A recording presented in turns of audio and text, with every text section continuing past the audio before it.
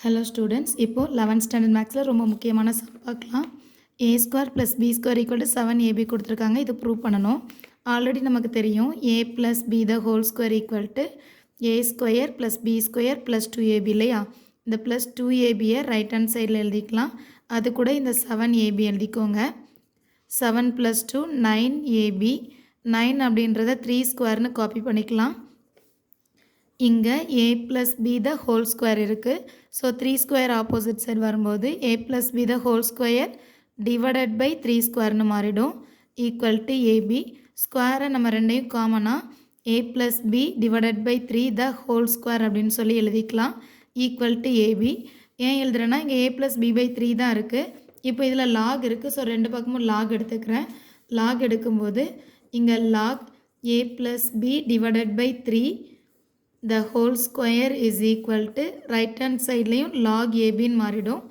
இந்த log m power n formula பவரில் இருக்கிற n ஃப்ரெண்டில் எழுதிக்கலாம். So n log m.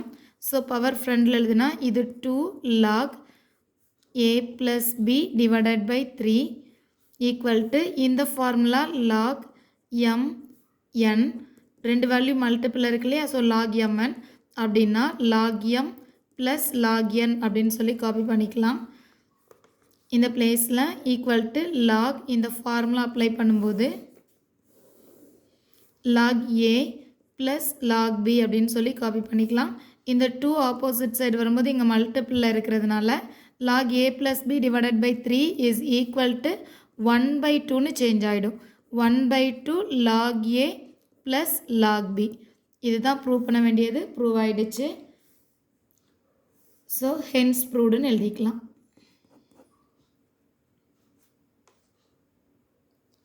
இந்த சம் 11th ஸ்டாண்டர்ட் மேக்ஸ் புக்கில் எக்ஸசைஸ் 2.12ல் சம் நம்பர் 5ல் கேட்டிருக்காங்க. இது ரொம்ப இம்பார்ட்டன்ட் கொஸ்டின் தான்.